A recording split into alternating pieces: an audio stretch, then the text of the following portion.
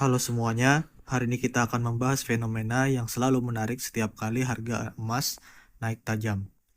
Kenaikan harga emas hampir selalu terjadi bersamaan dengan krisis besar di dunia. Membahas emas bukan sekadar angka, tetapi ada cerita di balik sejarah ekonomi, perang, krisis finansial, inflasi, hingga ketidakpastian geopolitik. Kalau emas naik, biasanya tidak ada kabar yang baik yang mendasarinya. Di video kali ini, kita akan membongkar kenapa pola ini terus berulang sepanjang sejarah ekonomi di dunia ini. Namun sebelum itu, akan terasa hampa bila kita tidak mengetahui apa itu emas. Muncul pertanyaan dalam diri kita, apakah emas itu hanya kuningan biasa yang berwarna kuning? Dan kenapa emas itu dianggap berharga? Jika kita membaca sejarah, emas adalah logam mulia yang bersifat lunak dan mudah ditempa yang biasanya menjadi bahan perhiasan atau harta benda berharga dari masa ke masa. Di sisi lain, emas memiliki sifat. Bagaimana sifat alami emas? Yang pertama adalah tidak berkarat. Berbeda dengan besi yang berkarat atau perak yang menghitam, emas tidak bereaksi dengan oksigen. Emas yang terkubur ribuan tahun di makam Firaun pun tetap berkilau saat ditemukan hari ini. Sifat berikutnya adalah langka. Emas cukup langka, sehingga bernilai tinggi. Dan yang ketiga, mudah dibentuk. Emas sangat lunak. Tanpa teknologi canggih sekalipun, orang zaman dahulu bisa menempa emas menjadi lembaran tipis atau kawat halus tanpa harus mematahkannya. Di sisi lain, emas memiliki nilai historis dan keagamaan. Pada zaman Nabi Muhammad SAW, emas digunakan sebagai mata uang standar yang disebut dinar. Nilai emas saat itu sangat stabil. Misalnya, harga seekor kambing di zaman Nabi Muhammad adalah sekitar 1 dinar.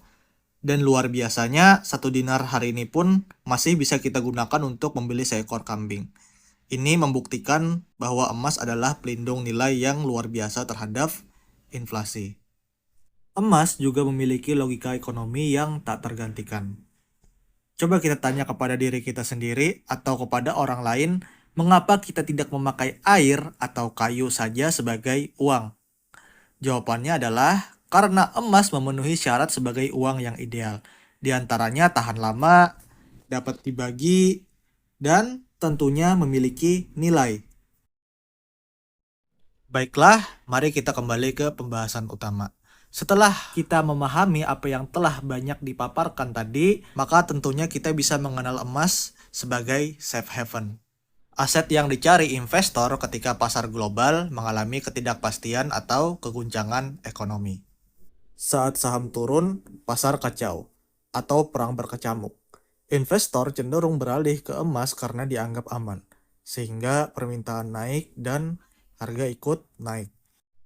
Mari kita lihat pola historis emas dan krisis ekonomi peristiwa serangan 11 September 2001. Dampak langsungnya sangat signifikan. Harga emas melonjak hampir 6% menjadi $287 per ons, mencerminkan ketidakpastian dan kecenderungan investor yang cemas untuk mencari aset yang aman.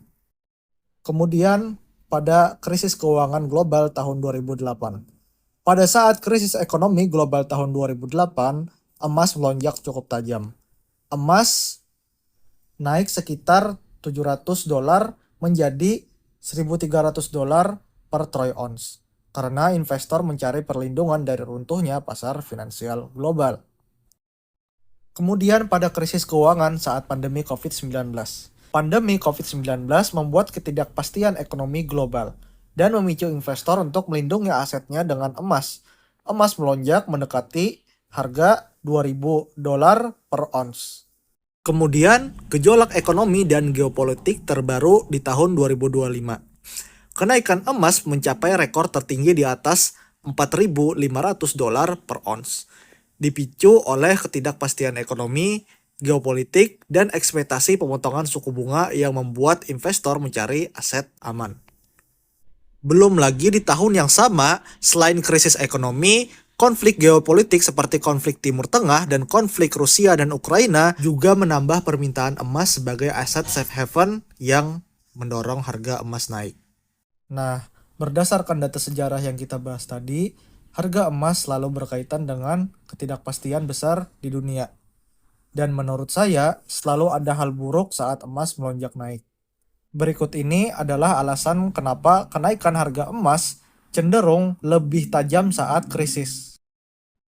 Yang pertama adalah safe haven. Investor cenderung mencari aset yang paling aman ketika pasar saham, obligasi, kripto, semuanya jatuh. Sehingga yang tersisa adalah emas. Emas menjadi pilihan utama. Yang kedua adalah diversifikasi portofolio. Diversifikasi membantu mengurangi resiko kerugian besar ketika pasar tradisional sedang runtuh. Yang ketiga, ketidakpastian politik dan ekonomi. Perang, perang dagang, atau kebijakan ekonomi yang agresif dapat memperlemah mata uang, sehingga mendorong investor untuk beralih ke emas.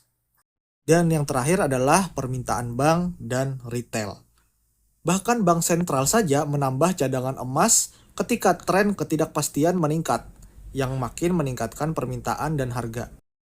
Belum lagi ada sejumlah orang yang menimbun emas untuk kepentingan dirinya sendiri. Muncullah pertanyaan, apakah emas selalu menguntungkan? Jawabannya menurut saya pribadi adalah tidak selalu. Meskipun emas naik saat krisis, ada risiko bahwa emas bisa turun ketika ekonomi telah pulih dan investor kembali melirik saham dan instrumen yang berisiko lainnya. Emas bukanlah jaminan profit otomatis. Ia hanya alat perlindungan terhadap resiko. Selalu penting untuk melihat konteks ekonomi secara keseluruhan. Kesimpulannya, kenaikan emas yang tajam sering terjadi bersamaan dengan krisis besar di dunia. Itu dibuktikan oleh sejarah-sejarah yang telah kita bahas tadi.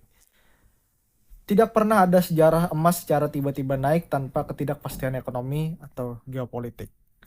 Kenaikan harga emas adalah cerminan kekhawatiran global dan bukan tanda ekonomi yang sehat di dunia ini. Baiklah, mungkin sekiranya itu pemaparan pada materi kali ini. Jika kamu suka dengan konten seperti ini, jangan lupa like dan bagikan ke temanmu untuk video-video investasi lainnya.